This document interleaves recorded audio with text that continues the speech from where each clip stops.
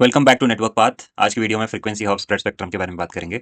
तो ये एक वायरलेसली डेटा ट्रांसमिट करने का तरीका है जिसके अंदर आपका मैसेज है उसे छोटे छोटे टुकड़ों में तोड़ दिया जाता है और उसके बाद ट्रांसमिट करते टाइम फ्रीक्वेंसी चेंज करते हैं।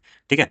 तो what is F H S S, इसका डेफिनेशन लिखा है, is a wireless communication technique with signal rapidly switches between multiple frequencies with a specific range. अभी जो मैंने आपको बताया, it helps in reducing interference, improving security and enhancing reliability in a wireless communication. कैसे करता है ये देखते हैं।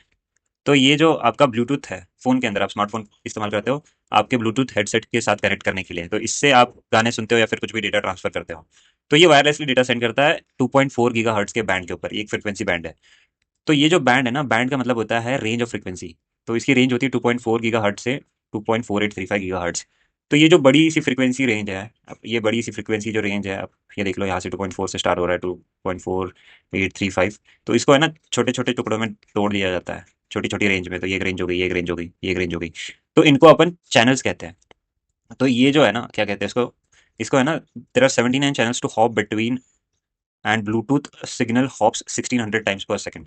तो जो आपका ब्लूटूथ का जो 2.4 गीगाहर्ट्ज़ का बैंड है, इसको 79 चैनल्स में डिवाइड किया गया है और 1600 टाइम्स पर सेकंड हॉप होता रहता है। तो जैसे अगर आपका सिग्नल, आपका मैसेज ये है 10100001, अब इसको भेजने के लिए ये लोग क्या करेंगे, इसको, आपके मैसेज को डिवाइड कर देंगे बहुत सारी फ्रीक्वेंसीज में। इसको कहेंगे कि आप F1 में जाना, इसको कहेंगे आप F3 में जाना, इसको कहेंगे आप F40 में जाना, इसको F5 में जाना। तो ऐसे ही एक रैंडम सीक्वेंस होता है जो कि जनरेट किया जाता है जब आप पेयर करते हैं डिवाइस को, इसको और इसको, इस टाइम पे ये लोग सिंक कर लेते हैं उस सीक्वेंस के साथ।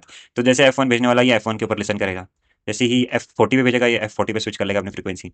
तो इससे सामने वाले को पता चलता है कि कौन सा मैसेज आ रहा है और वो उसको इंटरसेप्ट कर लेता है और बाद में ये लोग अपने सही लाइन के हिसाब से उसको रीअसेंबल कर देते हैं। ओके। तो ये काम कैसे करता है FHSS, the transmitter and receiver agree on a sequence of frequencies. ठीक है। तो ये लोग डिसाइड करके रखते हैं कि F40 पहले आएगा, F2 पहले आएगा, उसके बाद आएगा F3 आएगा, फिर F7 आएगा। सामने वाला भी सेम सीक्वेंस अपने पास रख लेता है और उसी टाइम पे इंटरसेप्ट करता है, उस फ्रीक्वेंसी पे सुनने को चालू कर देता है। The signal stays on one frequency for a short time, dwell time, before hopping to another frequency. ठीक है। तो डुअल टाइम क्या रहता है, अगर ये आपका मैसेज है तो क्या करेगा कि पहले 3 बिट्स भेज देगा एक हॉप पे, फिर अगले हॉप पे और 3 भेज देगा, फिर अगले हॉप पे और 3 भेज देगा, फिर अगले हॉप पे और 3 भेजेगा। तो ये आपका डुअल टाइम है कि एक हॉप में कितने भेज रहे हो आप। तो ये इसके बेसिस पे ये फास्ट हॉपिंग भी करता है, स्लो भी हॉपिंग करता है। तो स्लो हॉपिंग में क्या होगा, ज्यादा बिट्स पकड़ लेगा, 6 बिट्स पकड़ लेगा स्लो हॉपिंग में। फास्ट हॉपिंग में क्या हो जाएगा, एक एक बिट भेज देगा एक हॉप में। तो एक फ्रीक्वेंसी पे एक बिट भेजता जाएगा, लेकिन स्लो में क्या करेगा, एक फ्रीक्वेंसी पे बहुत सारी बिट्स भेजेगा। तो इससे क्या होता है, जो फास्ट होता है ना, वो इंटरसेप्ट करने में बहुत दिक्कत होती है। उसमें इतना लंबा सीक्वेंस होता है कि सामने वाला मैसेज पकड़ने में मुश्किल हो जाता है। और इसमें एक और चीज़ ये होती है कि अगर मैसेज कोई ये होता है, वो पहले से ही देख लेता है कि ये फ्रीक्वेंसी यूज़ में है कि नहीं, तो झट से दूसरी फ्रीक्वेंसी में शिफ्ट कर लेता है। वरना यहाँ पे क्या होता है, ये सारा का सारा मैसेज इंटरफेयर हो जाता है और उसकी वजह से आपका डिस्ट्रैक्ट हो जाता है मैसेज। तो फास्ट और स्लो हॉपिंग भी होती है इसमें।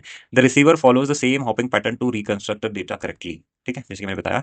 आप इसको एक एनालॉजी समझ लीजिए, like frog jumping between lily pads. तो जो मेंढक है वो छोटे से लिली पैड्स होते हैं कुछ ऐसे, है ना।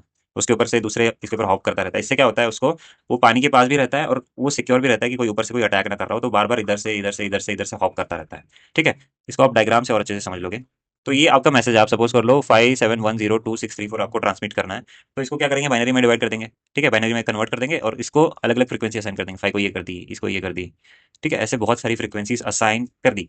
और फिर क्या होगा, ये लोग एक सीक्वेंस डिसाइड कर लेंगे, इसको पहले भेजना है। तो इन्होंने सीक्वेंस डिसाइड कर लिया, F7 को भेज देंगे पहले, फिर उसके बाद फिर F2 को भेज देंगे, फिर F1 को भेज देंगे। ऐसे करके एक सीक्वेंस डिसाइड कर लिया, उसके हिसाब से आपका मैसेज जाना स्टार्ट कर देगा। ठीक है। तो ये टाइम वाली स्केल है नीचे, ये वाली, और ये ऊपर फ्रीक्वेंसी की स्केल है। तो पहले क्या भेज दिया इन्होंने, अगर आप पीछे जाके टाइम में पीछे देखोगे तो आपको पता चलेगा कि F4 सबसे पहले भेजा इन्होंने। ठीक है। उसके बाद इन्होंने क्या भेजा, F3 भेजा हुआ है। तो सामने वाले के पास भी जो रिसीवर होगा वो भी अपना सेट कर लेगा कि सबसे पहले F4 को सुनना है, उसके बाद F3 के ऊपर सुनना है। तो ये टाइम के हिसाब से क्लॉक सिंक करता है और फ्रीक्वेंसी को मैच करता है ताकि उसको करेक्ट मैसेज पता चले।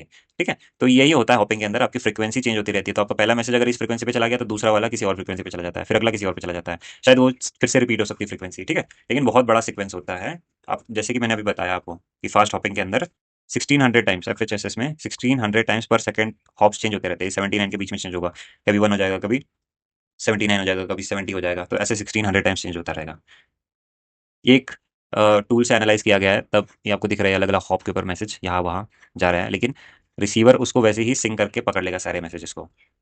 तो ऐसे आपका एफएचएसएस काम करता है, फ्रीक्वेंसी हॉपिंग। तो इसके अंदर मैंने बताया आपको स्लो हॉपिंग होता है, स्लो एफएचएसएस, और फास्ट हॉपिंग भी होता है।